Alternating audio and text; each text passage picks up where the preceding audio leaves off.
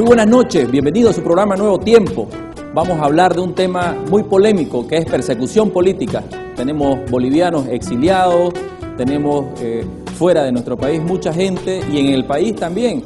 Así que tenemos invitados especiales que van a hablar sobre este tema con entrevistas, grabaciones y demás. Así que vamos a un corte, enseguida regresamos.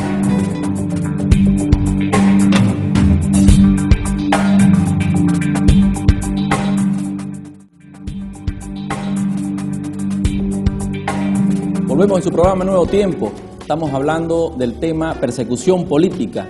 Para esta ocasión hemos invitado al ex gobernador de Tarija, que ha vivido en carne propia una persecución política.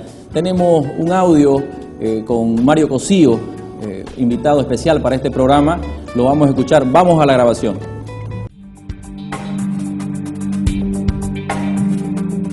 Estimado Luis Felipe, un placer estar en el programa después de mucho tiempo. Un saludo y a través del programa un saludo a toda aquella Bolivia que nos sigue permanentemente en estas reflexiones. Es un gusto compartir estos minutos.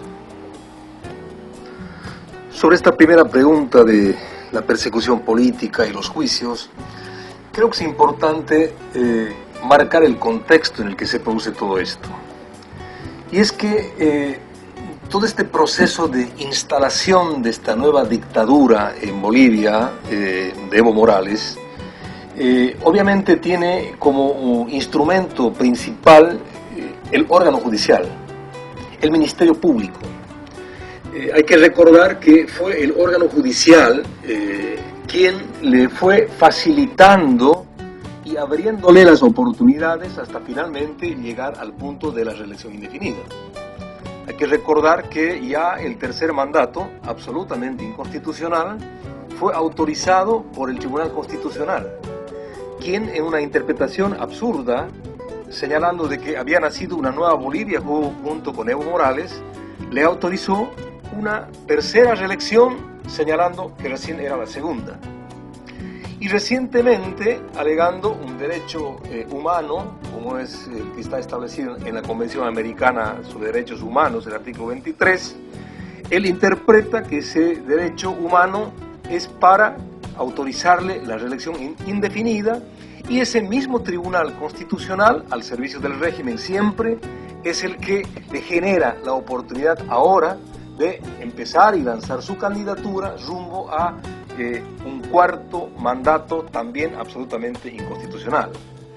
Es en ese contexto que hay que entender también la persecución política a los líderes de la oposición boliviana, porque esa persecución precisamente se dio también utilizando el órgano judicial. Es, y vino siendo desde hace varios años atrás, la justicia el instrumento a través del cual el gobierno se propuso descabezar y eliminar toda la oposición en el país. Fue con la justicia que persiguió a aquellos liderazgos de entonces y los llevó a la cárcel. Fue con esa justicia con la cual el régimen persiguió e instaló centenares de juicios en contra de todos los líderes opositores políticos, sociales, indígenas, campesinos, obreros, etcétera, etcétera, etcétera. Y obviamente también es con esa justicia que mandó y obligó forzadamente al exilio a más de 1.200 bolivianos que sufren fuera de su tierra a partir de esta persecución política. En el caso personal, yo he sido víctima también de un derrocamiento, de un golpe de manos de Evo Morales, del cargo de gobernador, que detentaba por segunda vez y con el 50% del voto popular, que fue con lo que había ganado esta elección de gobernador. Fue cabalmente fabricando un hecho inexistente, porque el hecho que utilizaron para derrocarme finalmente fue llevado a juicio, y en ese juicio yo he sido declarado inocente, me absolvieron. Pero también lo hicieron de la mano de una ley, la ley famosa 031, que autorizaba suspender a los gobernadores, ¿ya?, y también a los alcaldes y a otras autoridades electas, con la sola acusación de un fiscal. Con esa ley los fiscales tardaban pocos minutos para facilitar la suspensión de los opositores, y eso es lo que hicieron conmigo. Esa ley 031 también fue declarada inconstitucional después porque era insostenible. La violación abierta que se hacía con esa ley, no solamente al principio de la inocencia, sino también a los derechos políticos. Y en este caso, en el caso mío, al derecho político a ejercer el cargo de gobernador, por el cual había sido elegido en el departamento de Tarija con una contundente votación. Esa persecución, entonces, y ese contexto es el que explica la continuación de esta lógica de persecución. Efectivamente, van 7 años que yo estoy fuera del país y un poco más, y la persecución política no para. Y el instrumento sigue siendo la justicia. Y los juicios se siguen multiplicando. Usted me pregunta, ¿cómo son los juicios? ¿Cuántos son? Quiero decirle francamente, no tengo idea. He perdido la cuenta. He perdido la cuenta porque solamente me entero por los medios de vez en cuando y con mucha frecuencia en realidad, de que cada vez me abren más juicios. O sea, de una manera absolutamente grosera, que ha llevado a que en Bolivia hoy existe un ranking de juicios de la oposición. ¿Quién tiene más juicios? Es lo que se califica. Uno tiene 60, otro 50, otro 40, otro 80, otro 20, lo que ha hecho perder absoluta seriedad también de estos procesos de investigación judicial. Pero sirve, al régimen le sirvió para perseguir, para derrocar y para seguir persiguiendo y evitando que Bolivia tenga en su escenario una disputa política equilibrada, en igualdad de condiciones, para disputar el poder. En el caso mío, tengo muchos, no lo sé en número, y me enteré hace poco tiempo que abrieron otro juicio más, un canallesco juicio que además involucra a mi madre, a mis hijas, a mis yernos y prácticamente a toda mi familia. Pero más allá de los contenidos que son absolutamente absurdos, que son groseros, que son canallas porque no tiene otro sentido, porque no tiene ningún fundamento, lo que tal vez vale la pena enfatizar, que estos juzgamientos que el régimen de Evo Morales está llevando adelante son juzgamientos absolutamente violatorios de los derechos humanos, violatorios de las convenciones y tratados de los derechos humanos, violatorios de los derechos que están establecidos en la Constitución. Y en el caso particular nuestro, en el caso mío, toda Bolivia sabe, y los jueces que me juzgan saben que yo estoy con estatus de refugiado político en Paraguay. Consecuentemente, esta es una condición jurídica, el estar ejerciendo un derecho humano como es el derecho al refugio. El estar ejerciendo ese derecho constituye ciertamente una causal justificada para no comparecer en un proceso abierto en Bolivia. Está claro que no existe ninguna condiciones porque la persecución me llevó al exilio. Y la persecución está certificada desde el momento que me otorgan asilo o refugio político. Consecuentemente, este procesamiento en ausencia es violatorio porque además lo están haciendo en torno a una persona y a personas, en el caso de mi familia, que están en condición de asilados políticos, de refugiados políticos.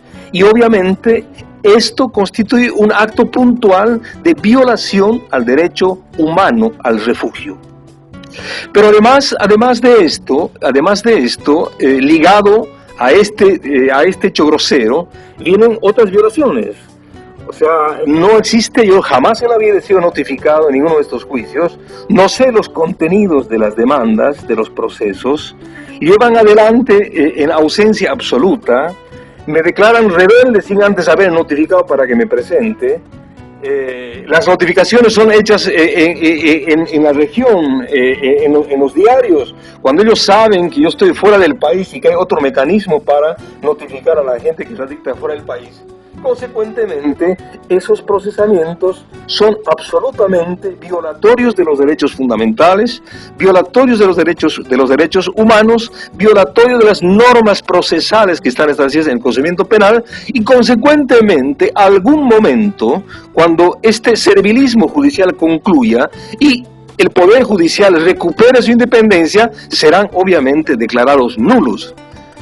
Lo que sirve esto es para, obviamente, saber quiénes son estos agentes del régimen boliviano metidos en la justicia que se han convertido en los grandes violadores de los derechos humanos de la población y de quienes estamos fuera del país, perseguidos políticos por esta nueva dictadura que ha instalado Evo Morales. Esto es básicamente en torno a este tema que tiene que ver con estos juicios absurdos en su contenido y violatorios, abiertamente violatorios a los derechos fundamentales que están reconocidos en las convenciones y tratados internacionales, como el derecho al refugio y el otro conjunto de derechos humanos, a llevar adelante un juzgamiento en ausencia absoluta y sin ninguna posibilidad de asumir defensa.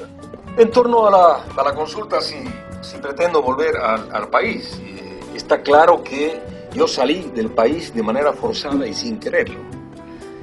Salí de manera forzada porque mi vida estaba amenazada, porque mi libertad estaba en peligro inminente y porque no tenía otra alternativa humana. Entonces me vi obligado a pedir protección y acogerme al refugio, y bueno, este refugio fue concedido, como ustedes ya lo conocen, en la República del Paraguay. Ahora, esto quiere decir que yo estoy, digamos, ausente de Bolivia, pero yo no me vine a vivir al Paraguay.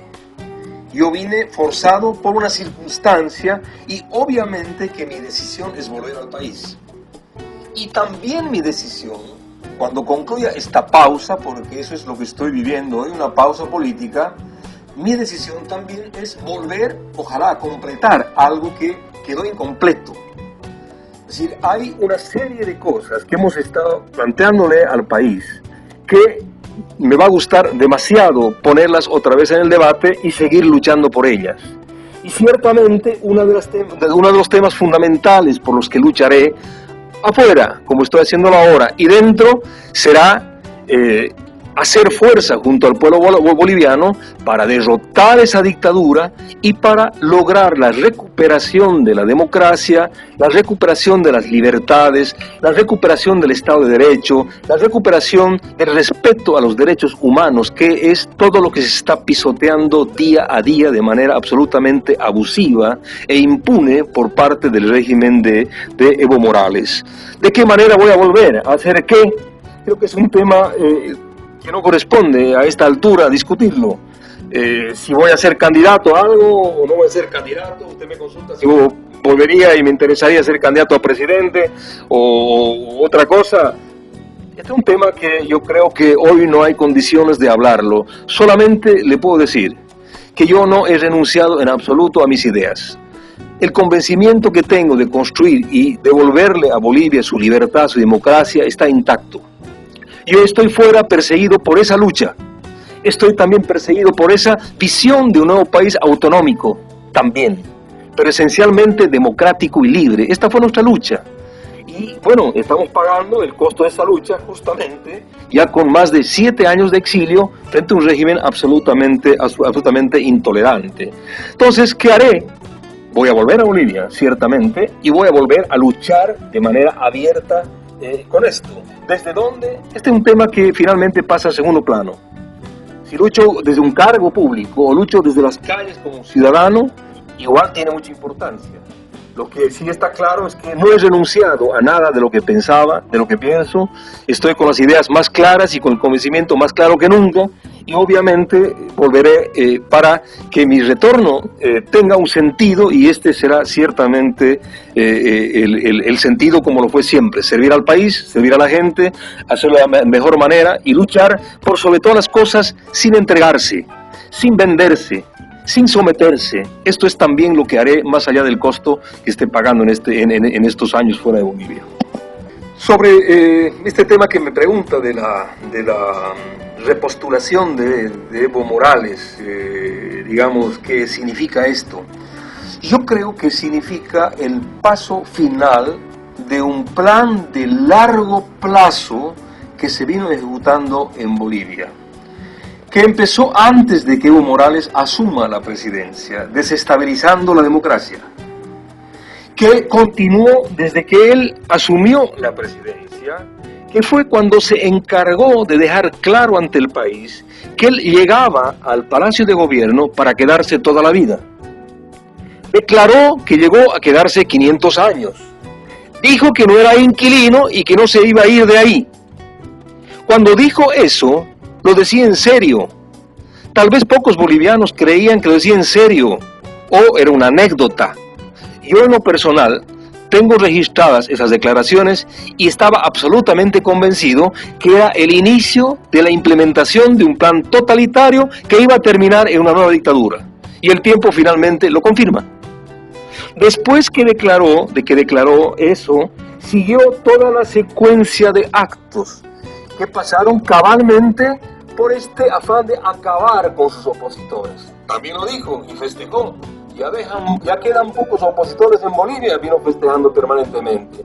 Y tenía claro que en esa ruta, para seguir avanzando, tenía que descabezar, tenía que eliminar si es que podía. Y si podía no solo políticamente y también físicamente, también lo iba a hacer. Y lo hizo en algunos casos. Por eso es que tomó la justicia, que hablábamos a un principio, para perseguir a todo el mundo, manteniendo la careta de democracia, pero sin balas, sin tanques del pasado, pero con dictámenes judiciales, con imputaciones y acusaciones fiscales y con jueces al servicio del régimen, siguió avanzando. Esto es lo que pasó seguidamente a estos primeros años. Por eso acabó con esos gobernadores opositores, con esos alcaldes opositores, con esos líderes opositores que estaban obviamente comprometidos con esta causa democrática claramente convencida. Y el tiempo fue pasando, logró esta habilitación para el cuarto mandato y ahora obviamente logró que el tribunal, como decíamos también a un principio, se facilite. Entonces, la respuesta es, ¿cuál es mi opinión? Mi opinión es simple. Ha llegado el régimen a la fase final de consolidación de la tiranía. Eso es lo que está pasando.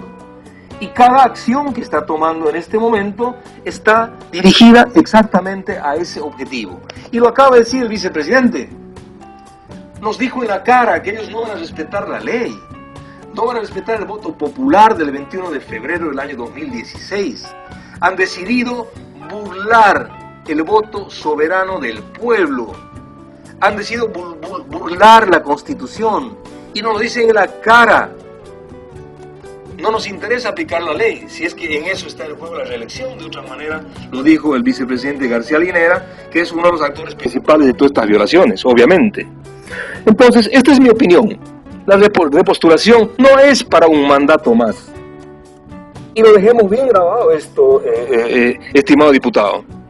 La repostulación es para siempre, es para cumplir el objetivo que tenía a un inicio de quedarse a vivir en el Palacio de Gobierno, obviamente bajo un régimen que le arrebate la libertad al pueblo boliviano para someterlo a su dictadura, a esta dictadura en los términos y en las nuevas formas que él las ha venido presentando. ¿Y qué espero entonces de los bolivianos con esta situación? ¿Y cómo veo el futuro de Bolivia en ese contexto? La respuesta es obvia. Veo un futuro de tiranía eterna, porque ese es el propósito del tirano Evo Morales. Y la única manera de detener es que sigamos luchando con la misma convicción, con las mismas ideas, con la misma fuerza y la misma energía que el pueblo boliviano ha venido demostrando este último tiempo. Con la misma convicción que aquel 21 de febrero del año 2016. Con la misma vitalidad y la fuerza y la visión con la que se ha presentado también en las calles en el pasado paro nacional, en el que ha expresado su voluntad abierta de no someterse nunca más a este régimen. Este es el único camino, no hay otro. Porque la vía del pacto, la vía de la convivencia pacífica con el régimen, la vía de la tolerancia, la vía del disimulo, la vía de la complicidad, nos va a llevar finalmente a vivir eternamente en la tiranía. Consecuentemente, creo que este es el camino y no hay que renunciarlo, haciendo todo lo que se pueda humanamente hacer dentro del país y también haciendo todo lo humanamente posible de fuera del país. Esa es tarea nuestra. en la medida también de todas nuestras posibilidades. Este es el camino de lucha. No veo absolutamente ninguna alternativa de mejor futuro si es que esta lucha claudicara en algún momento, pero tengo la firme esperanza que eso no va a ocurrir. La vehemencia del pueblo boliviano de último tiempo creo que ha señalado claramente que el destino último no se va a renunciar, y el destino es la recuperación democrática, es la recuperación de las libertades plenas para los bolivianos, y ahí vamos a estar todos acompañando. ¿Y qué hago? Yo acá, ¿a qué me dedico? Primero, a subsistir, a superar un enorme desafío como aquel de pronto estar fuera de un país sin quererlo y sin planificarlo, tratando de que los años que esté fuera no sean años robados de la vida nuestra, de mi familia y de la vida personal de Mario Cosido. Por eso, día y noche estamos empeñados en avanzar en todo lo que se pueda para realizar nuestras expectativas en todos los órdenes. ¿Y qué más hago? Pensar cada instante en Bolivia, seguir de cerca los pasos, estar presente con la mente de manera constante y con la voluntad de apuntalar, ojalá pronto, un proyecto nuevo, un proyecto de cambio que ponga fin a esta larga noche a la que nos llevó Morales para abrirle un futuro de mucho mayor esperanza. Muchas gracias, querido Luis Felipe, un placer estar en el programa y compartir con usted estas inquietudes. Espero que el tiempo no sea tan largo y podamos seguir conversando, ojalá, en nuestro territorio. Un gran abrazo y un abrazo a Bolivia entera.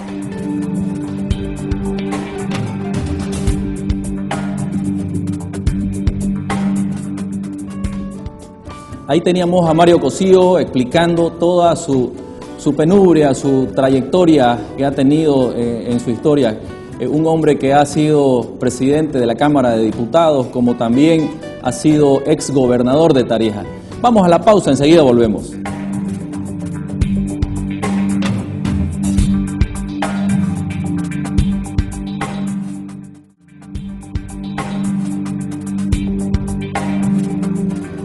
Volvemos en su programa. En esta ocasión hemos salido a las calles y hemos entrevistado al abogado de Zvonko Macković, Gary Prado, el doctor Gary Prado, que es un abogado reconocido en nuestra ciudad, la cual está siguiendo el caso terrorismo. También nos habló de persecución política. Tenemos las imágenes.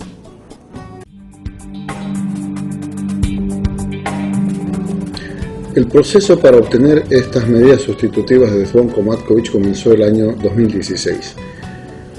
Parece increíble, pero efectivamente es así como funciona el sistema judicial, en especial cuando se tratan de casos de interés político del gobierno. En 2016 Zvonko tuvo un accidente en el vehículo que lo transportaba desde el penal hacia las audiencias y sufrió una fractura de meniscos. Eso provocó internación, cirugía, etc. Y ahí él me contó que tenía dolencias en la columna vertebral que le estaban afectando seriamente su desempeño diario por el intenso dolor al que lo sometían. Y que él estaba utilizando permanentemente unos analgésicos para disminuir el impacto del dolor sobre su humanidad y así poder asistir a las audiencias y pasar los días. Esto me pareció grave y le tramité ante el Tribunal de Juicio autorizaciones para consultas médicas, estudios clínicos y finalmente obtuvimos un informe médico que recomendaba un trabajo de fisioterapia de rehabilitación para higienizar lo que llaman los médicos la columna vertebral. Zvonko es portador de 2 hernias de disco y un desplazamiento de una vértebra que le está presionando el nervio ciático. El médico que lo ha valorado recomienda este tratamiento de fisioterapia agresivo durante un año en sesiones de la mañana y de la tarde para evitar una cirugía de limpieza o corrección de las hernias de disco y una corrección de la vértebra desplazada. Y dice el médico que si no se hace esto oportunamente hay riesgo inclusive de invalidez permanente para Zvonko. Entonces, Con esos informes, en febrero del año pasado le solicitamos al presidente del tribunal que un médico forense visitara en el penal a Esbonco y pudiera valorarlo para informar al tribunal sobre la situación de salud en la que él está. El presidente del tribunal le tiene una inquina personal a Esbonco, no es de su agrado, y mandó a un médico forense más o menos en marzo, a fines de marzo, pero sin acompañar los estudios clínicos y los informes médicos y el programa de rehabilitación que habíamos presentado. De manera que la visita fue inútil. Insistimos, fines de marzo, abril, mayo, para que el presidente volviera a remitir esos informes clínicos y el forense volviera a visitar a Esbonco. Finalmente lo hicimos por escrito, mediante un memorial, para que si en el plazo de 24 horas el juez no se expedía y no ordenaba al IDIF mandar un médico junto con estos informes clínicos, someter una acción de libertad para que la justicia constitucional, en resguardo de los derechos de Esbonco, hiciera valer sus derechos y ordenar al juez que cumpla con lo que se le estaba pidiendo. Efectivamente, presentamos un memorial en La Paz un jueves y el lunes acá no existía providencia del juez en el cuaderno de juicio. El martes lo sometimos a una acción de libertad y apareció con una providencia con una fecha de días antes, diciendo que ya había cumplido, que no tenía razón la acción de libertad. El juez de garantías nos negó la tutela, pero por lo menos se cumplió con remitir los antecedentes clínicos y pedir el informe del médico forense. Efectivamente, el médico forense dijo que Esbonco necesitaba ese tipo de tratamiento. Eso fue hasta mayo-junio del año 2017. Después de que el tribunal remitiera al médico forense estas valoraciones y el médico forense informara al tribunal, los colegas que copatrocinan la defensa de Esbonco, al conocer una sentencia del Tribunal Supremo de Justicia de la República Oriental del Uruguay que le había negado al Estado boliviano la extradición de Alejandro Melgar, un abogado cruceño que estaba allá detenido con fines de extradición desde hacía poco más de 3 años, intentaron una cesación de la detención preventiva de Esbonco porque el único riesgo procesal con el que se lo aprehendió y con el que se lo cauteló a Esbonco era el riesgo de obstaculización, precisamente porque en el pasado le había tenido contacto con el doctor Melgar. Dado que el doctor Melgar no va a volver al territorio boliviano, no va a ser sometido a la justicia por este caso porque el Estado uruguayo ha negado la extradición, es que se intentó una nueva cesación sobre la base de este fundamento. El tribunal nuevamente rechazó, eso fue en apelación, esa apelación se demoró, se intentó una acción de libertad por precisamente la demora en la tramitación de la apelación y finalmente por problemas formales la apelación fue rechazada más o menos a principios de noviembre del año pasado. Este trámite se llevó adelante en la ciudad de La Paz. Es así que volvimos a copiar los documentos clínicos de Esbonco e intentamos, antes de que se inicie la vacación judicial, una audiencia de cesación para Esbonco. El Ministerio de Gobierno no se dejó notificar acá en Santa Cruz y nos agarró la vacación judicial. Entonces intentamos que se haga ante un tribunal de turno en la ciudad de La Paz la audiencia.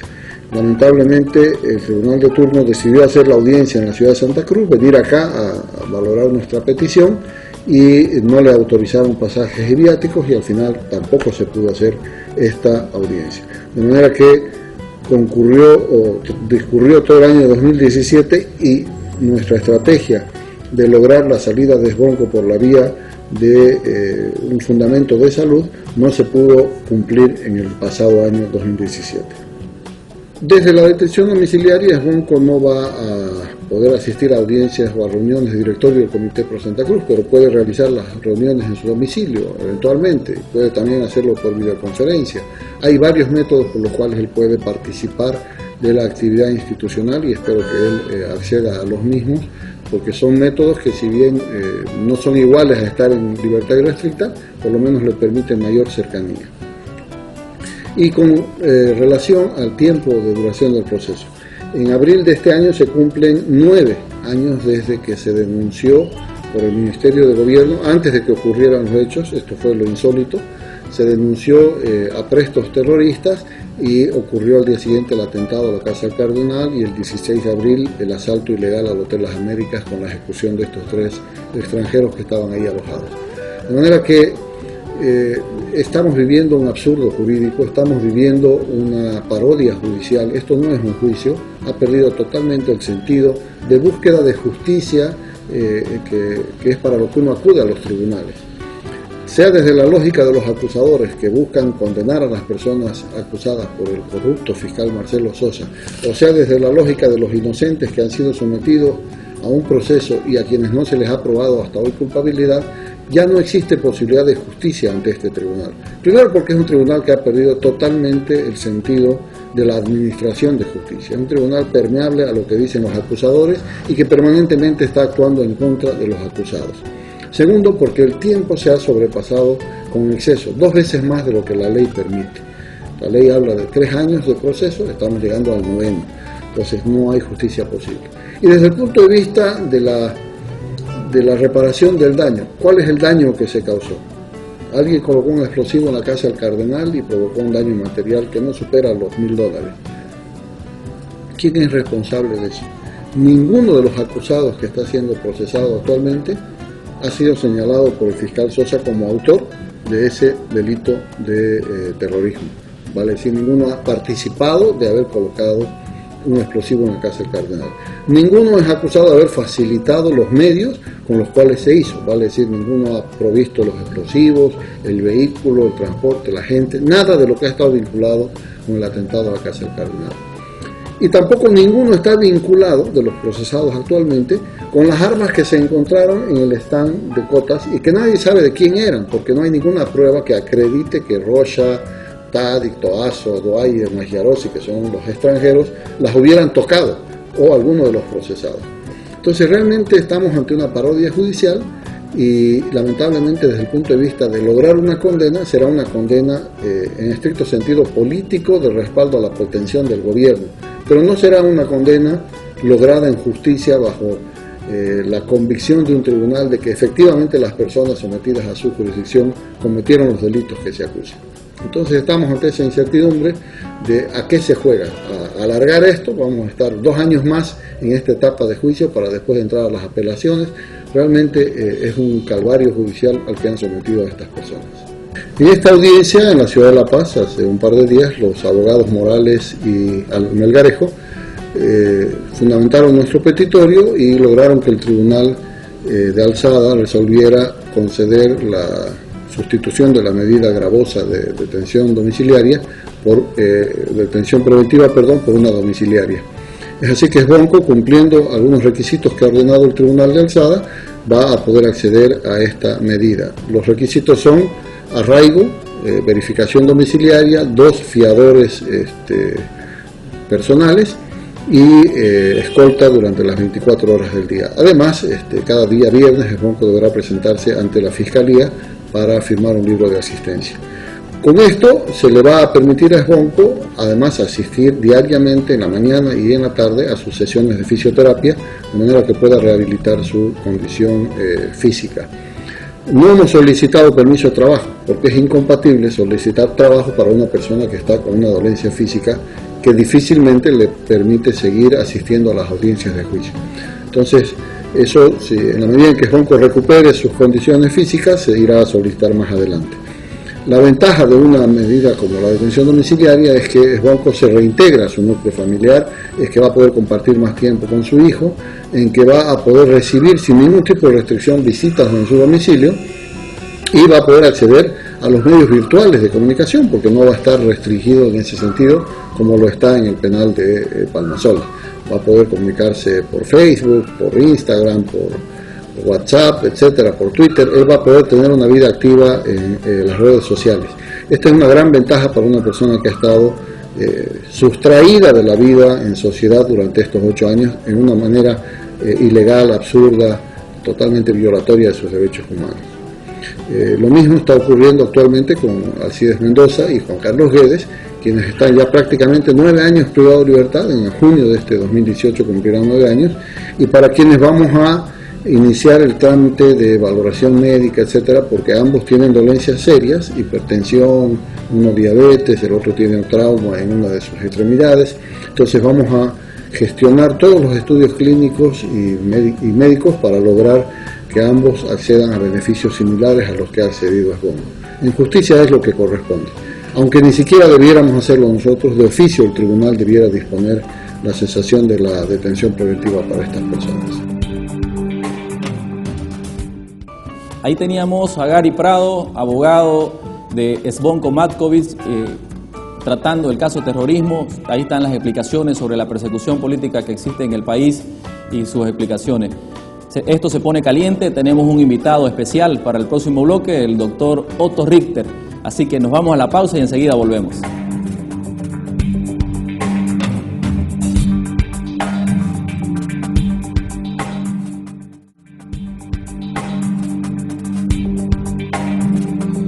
Para este bloque hemos invitado a un reconocido político y también uno de los mejores abogados que tenemos en Santa Cruz, el doctor Otto Richter. También ha sido concejal de Santa Cruz de la Sierra, del municipio de Santa Cruz de la Sierra. Bienvenido, querido doctor. Gracias, Luis Felipe. Un saludo cordial a todo el pueblo cruceño que nos está viendo. Agradecido por la entrevista y a tus enteras órdenes. Querido doctor, estamos en este programa hablando de la persecución política que existe en el país. La primera pregunta es, doctor, ¿existe o no existe persecución política en este país? A ver, responderte es muy fácil, porque la respuesta merita simplemente decir sí, existe persecución política. El hecho de que en Bolivia se haya deteriorado el sistema judicial, de que el Ministerio Público, todos los órganos de la Administración de Justicia estén sometidos al poder político, ya te dice mucho. Entonces existe una persecución hacia todo aquel que piensa distinto de lo que quiere el gobierno. Entonces, si vos te opones al gobierno, te van a llover demandas, denuncias, todo lo que vos querrás. Es una forma de acallar a la población, de evitar que alguien piense distinto, que alguien ponga en riesgo el poder. Querido doctor, si bien se lo conoce usted como camarada, como falangista, hay cierta obsesión del partido de gobierno de hacer una persecución a la gente que piensa diferente. Hemos visto en el caso de Adolfo Chávez, dirigente de la CIDOP. A todo. O sea, no distingue colores políticos. Todo el que piensa distinto al gobierno es pasible de la persecución política. Y la persecución política viene en todos los aspectos, desde el orden económico, por ejemplo. Un periodista, ¿qué hacen con el periodista? No le dan publicidad al Estado y empiezan a llamar a las empresas privadas, no le den publicidad a este programa, porque si le dan publicidad, no contrata el Estado con ustedes. Entonces, callan al periodista. Un empresario empieza a hablar y dice, muy bien, jovencito, a este no le compramos absolutamente nada, le mandamos a Impuestos Nacionales, le mandamos a la aduana, le mandamos al Ministerio del Trabajo, le mandamos a todo el mundo a fregarle la vida y hacerle la vida cuadrito. Y así van atacando por todos lados. Después agarran y le inventan ya procesos penales. Usted dice algo y ya es calumnia, ya es injuria, ya es cualquier cosa. Entonces se inventan procesos, ¿verdad? Y siempre encuentran los jueces que están obviamente al servicio del gobierno. Hoy hemos visto en las noticias, el MAS pide de que se le libere la orden de arraigo al gobernador. A ver, entre ahí yo no quisiera meterme mucho, porque yo tengo mi seria sospecha de que Rubén Costa es la oposición funcional al MAS, o sea, es parte del MAS, tiene acuerdos con el MAS. Entonces, yo estoy absolutamente seguro de aquello, ¿verdad? Entonces, Rubén es una oposición de pliqui, de mentira. ¿Y qué va a pasar, usted que está de abogado de Gary Prado, qué va a pasar en el caso de terrorismo? Ya va más de 8 años. ¿Cómo lo ve ese tema? Yo lo veo que este tema va a durar todavía bastante tiempo. ¿Por qué? Porque al gobierno le interesa mantenerlo el proceso abierto. mientras esté abierto está demostrando que sigue persiguiendo y sigue infundiendo temor en la gente. ¿Cómo va a terminar este proceso? Es muy sencillo, se lo escribo, va a terminar con una sentencia condenatoria. El tribunal lo va a condenar a todito siendo absolutamente inocente. Esa sentencia va a ser apelada y el Tribunal de la Paz lo va a confirmar porque también está sometido al gobierno, irá a ser recurrida de casación en el auto de vista y va a ser declarado infundado, o sea, se va a ejecutoriar. Este gobierno va a caer y va a venir una revisión extraordinaria de sentencia, van a ser declarados absueltos todos y los jueces que lo condenaron van a terminar viendo el sol a cuadritos. Sencillo, no hay gran misterio en esto. No va a tarde por vida en el gobierno. ¿Y el caso Alejandro Melgar, cómo está? Es parte del caso. Mire, aquí hay un caso que usted se dé cuenta cómo este gobierno no tiene argumentos. Resulta ser que el Uruguay les dijo, ¿sabe qué, señores? En Bolivia no hay garantías del debido proceso, por eso no lo estoy extraditando. No dice no lo extradito porque es Uruguay o nada de eso. Es porque en Bolivia no hay garantías para un debido proceso. Por eso. Entonces, vengan ustedes y sométanlo a un proceso aquí en el Uruguay. Sustenten su acusación aquí. ¿Usted cree que van a ir? No pueden ir, porque no tienen cómo sustentar una bellacada ante un tribunal medianamente serio. O sea, no van a pillar sobre la faz de la tierra otro juez más servil que Justosito Fernández. No pillan otro, no hay, porque ese es extremadamente burro, además de servil. O sea, ya ese espécimen no hay, para que nazca uno de esos que necesitan unos 100 años más, que más burro que ese no haya. ¿Y por qué tanta demora? ¿Por qué las audiencias? ¿Acaso no es un juicio continuado como manda la ley? A ver, la ley dice, primero, un proceso no debe durar más de 3 años. O sea que debería extinguirse. Ya debe extinguirse cuánto este lleva 8. Segundo, nadie puede estar detenido preventivamente más de 3 años, esto llevan 8 años. Entonces aquí se está violando todo el debido proceso, desde el derecho que tienen a ser juzgados por el juez natural, no, están con pretores peregrinos. O sea, porque Justosito es un juez de La Paz que viene a Santa Cruz a juzgarlo, para lo que correspondía de acuerdo a la ley que se han juzgado por un tribunal de Santa Cruz. Juez natural. Pero aquí se las pasan las leyes y la constitución de este gobierno por las bolas. Disculpadme la palabra, pero es normal. ¿Verdad? La constitución, el referéndum, o sea, nada importa. Lo que importa es la voluntad del cacique. Y la voluntad del cacique se llama Juan Evo Morales Ayma, es que este proceso siga adelante y concluya con una sentencia condenatoria. Claro, porque en caso de que se extinguiera, ¿qué pasa con los sentenciados? Por eso, es que no pueden, a ver, los sentenciados tarde o temprano cuando este gobierno caiga, así se hayan ido a un proceso abreviado, tienen el derecho de pedir la revisión extraordinaria de la sentencia. ¿Por qué?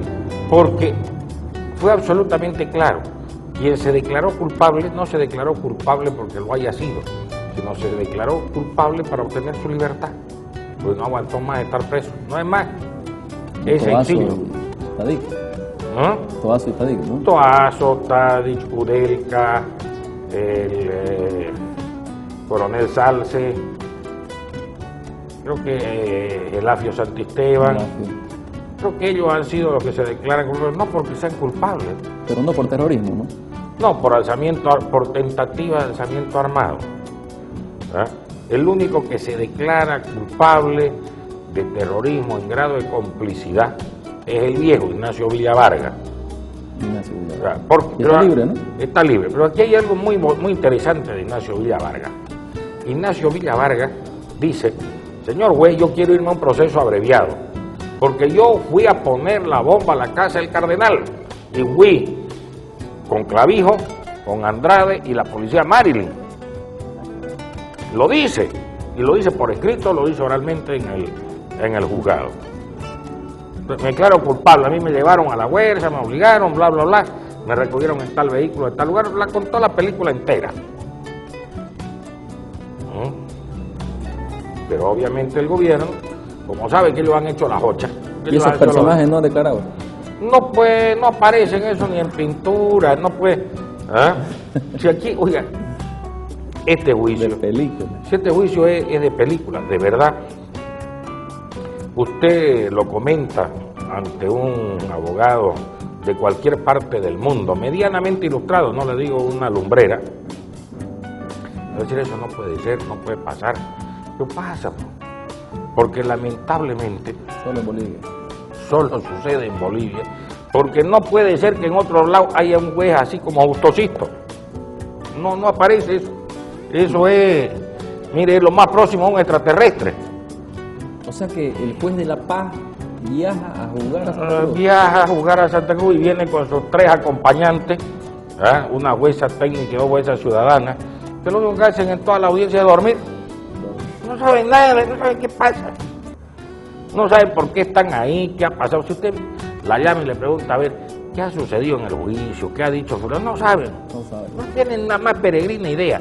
Lo único que hacen ellas es votar cuando alguien pide la cesación, su detención preventiva, no. Cuando plantea algo, no. Cuando el gobierno dice algo, sí. No es más, no saben más. Son automatizadas ya. Qué increíble. La justicia en el país está llevándola así, este gobierno la puso y así nos la está llevando, nos lo está demostrando el abogado doctor Otto Richter. Mire usted el hecho de esto, dice, sí es sencillo. Si usted se da cuenta, ¿verdad? Nosotros vivimos la impostura del órgano judicial. Hubo una elección.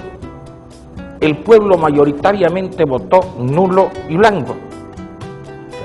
Los que votaron a favor de los actuales magistrados fue una minoría. En contra de la voluntad popular, fíjese usted, la soberanía de un pueblo radica ¿dónde? ¿Pero dónde? ¿Cómo se expresa? A través del voto. A través del voto. Esa soberanía popular le dice, no lo quiero a esto. Pero le importa un pito a Juan Evo y a sus muchachos. No pone a esto, porque estos son serviles. Y se acaba el jabón. Viene el pueblo y dice, ¿sabe qué? No queremos que haya una reelección. Y vota mayoritariamente el pueblo que no haya una reelección. Le importa un pito a Evo, la voluntad popular. Le importa un pito a la Constitución. Entonces vienen los magistrados y dicen, no, puede postular de nuevo porque es un derecho humano. Mentira, pues lo echan así. Entonces estamos en el país de lo increíble, donde están sucediendo cosas que no tienen sentido. Se está tratando de consolidar una dictadura y hay que ponerle freno a esto. Lo que está pasando no puede continuar, o sea, nos estamos yendo como sociedad al garete.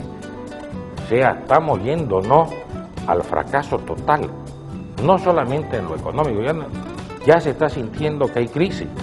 Ya la gente no tiene plata en los bolsillos, ya está la cosa más cara, ya cuesta echarle desayuno, almuerzo, café, siesta y cena. ¿Ya? Y si hay, ya no hay entrada, sopa, segundo y postre y cafecito, ya la han mermado, ¿ya? La gente. Ya el majadito no está tan clinudo ya.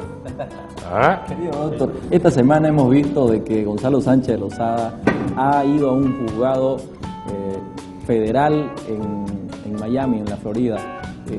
¿Se puede decir de que se lo está juzgando por daños y perjuicio antes de que se lo juzgue por el tema penal?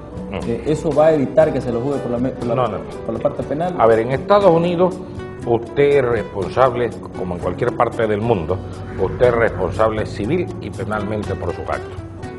Usted puede ser encontrado inocente por la vía penal, pero sin embargo responsable de daños y perjuicios por la vía civil. En un caso muy emblemático, usted se debe recordar el caso de Mike Tyson, no es de Mike Tyson, de O.J. Simpson. Sí. O.J. Simpson fue declarado absuelto en el juicio penal por la famosa actuación del guante, no sé si recuerda el guante que presentan de prueba, y el abogado le dice, ese guante no es. ¿Por qué no es? Este es el guante con el que usaba O.J. Simpson, no puede ser. Meta la mano, y evidentemente no entraba la mano en el guante era muy pequeño. Entonces es declarado absuelto, pero sin embargo después viene un proceso civil y lo condenan a la reparación de daños civiles. Eso no quiere decir que haya sido culpable de un delito. Entonces eso está permitido en la legislación norteamericana. En este caso de Sánchez Berzaín y Sánchez de Lozada, ¿qué es lo que se analiza? ¿Ha habido unos hechos? Ha habido un fallecimiento. Esos son hechos objetivos. habrá responsabilidad por acción u omisión del presidente de ese entonces y del ministro de gobierno de aquel entonces en este resultado. No delito, una responsabilidad civil. Estamos hablando de responsabilidad civil. Entonces, eso es lo que se va a determinar. Si se determina que hay una responsabilidad civil, le irán a imponer el pago de una indemnización por un monto X.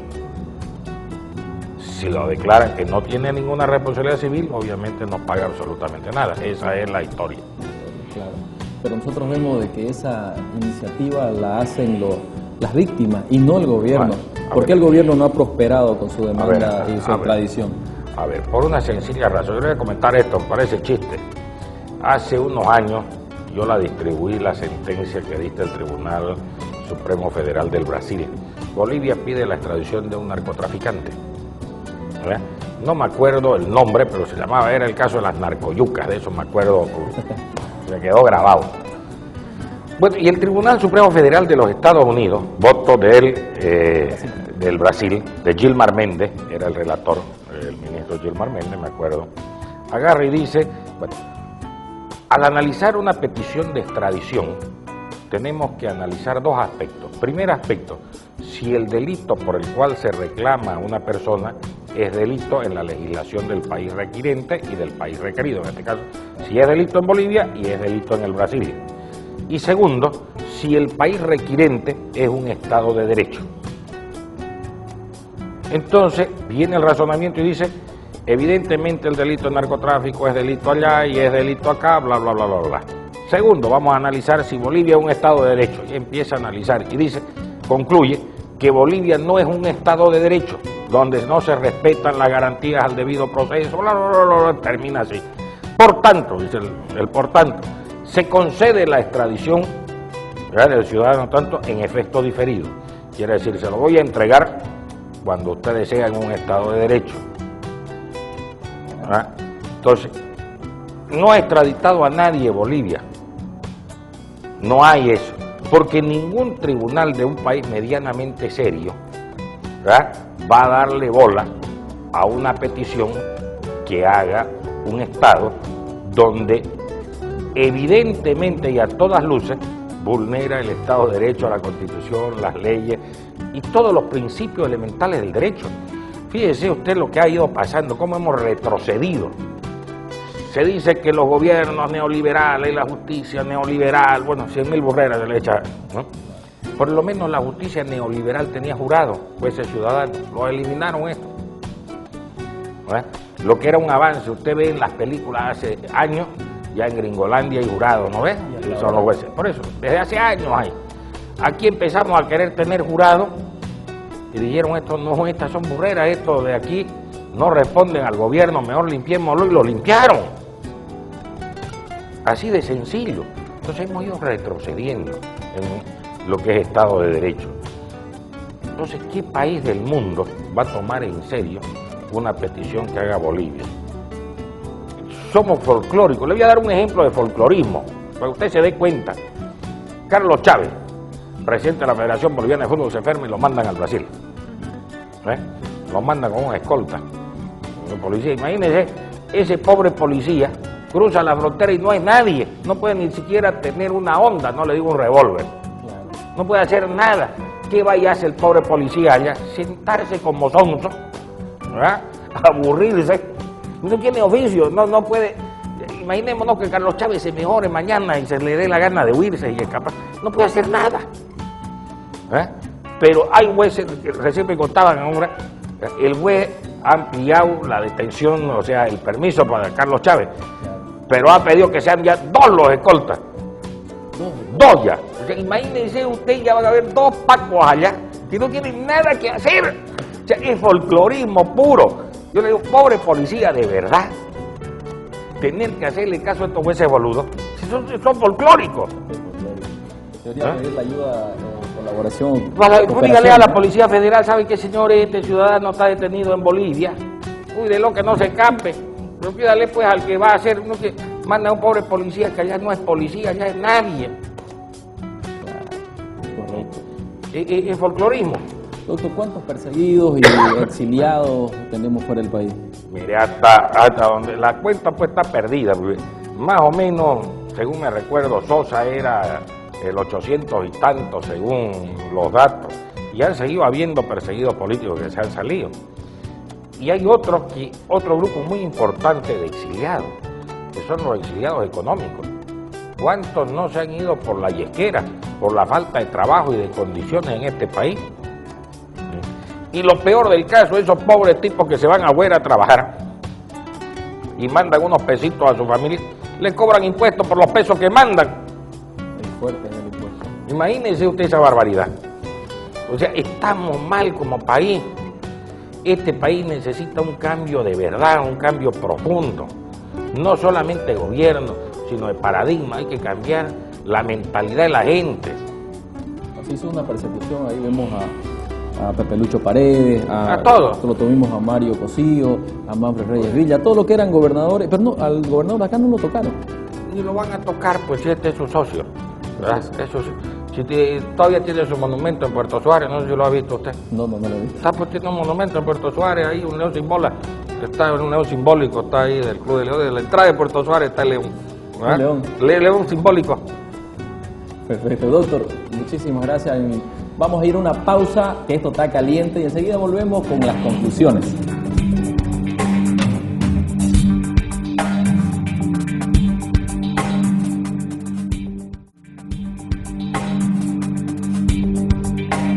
Volvemos al último bloque de Nuevo Tiempo. Vamos a hacer las conclusiones del programa de persecución política. Aquí tenemos al doctor Otto Richter, uno de los mejores abogados de este departamento y del país. Querido doctor, háblenos una conclusión de todo lo que es la persecución política en nuestro país, y al final quiero que me dé un mensaje a la nación y al país, que se ve en 7 departamentos de este programa. A ver, mira Luis Felipe, mira querido vecino, lamentablemente en este país pensar diferente a lo que opina el gobierno es delito. Usted está perseguido y la persecución política viene de distintas maneras. Si usted tiene un familiar que trabaja en la administración pública, lo primero que hacen es votarlo si usted piensa diferente, o amenazarlo con votarlo para que usted no siga opinando contra el gobierno. Segundo, si pueden le mandan a impuestos nacionales, a la aduana, al Ministerio del Trabajo y a todos los que puedan extorsionarlo. Después le inventan delitos y finalmente, si usted es hasta periodista, todo le quitan publicidad, ¿eh? Le quitan trabajo, le dicen no lo busques a fulano, no por no tal, porque con tal no va a llegar a ningún lado. Eso es lo que sucede actualmente y eso no puede pasar en un país democrático. Hay que cambiar las cosas. Este país está mal, necesita un nuevo gobierno, un gobierno serio, un gobierno que mire al país hacia adelante, que lo ame a este país y que diga las cosas como son y que se cambien las bellacadas. Lo primero que debe hacer el próximo gobierno es intervenir el órgano judicial y el Ministerio Público, porque los actuales magistrados no responden a la voluntad popular, son usurpadores de la voluntad popular y de la soberanía del pueblo, están usurpando funciones. Entonces hay que intervenir el órgano judicial y poner jueces de primer nivel que sean capaces de dignificar al órgano judicial. Hay que hacer cambios estructurales en la política, cambiar una serie de leyes. Necesitamos hasta reducir impuestos. Hay muchos temas que tenemos que hacer y será motivo de otra entrevista, porque es más largo que una cuaresma lo que hay que hacer. Pero le vamos a echar, porque entre echarle y no echarle siempre es mejor echarle. Querido doctor, agradecerle por estar en nuestro programa. Sí lo vamos a invitar para que nos explique cuáles son los medios de solución que tenemos para nuestro país. En mis conclusiones, hay persecución política. Con el doctor Otto Richter yo he vivido una persecución política cuando nosotros actuamos y fiscalizamos los entes del Estado. Sí, nos han metido muchos procesos y el doctor es testigo de ese tema. La persecución política está en el país, existe la persecución política, pero hay que parar. Tiene que haber una forma de parar y es con el voto del pueblo ciudadano, el ciudadano en las calles, el ciudadano votando en las próximas elecciones, donde no se incline por un partido político que no respeta la democracia.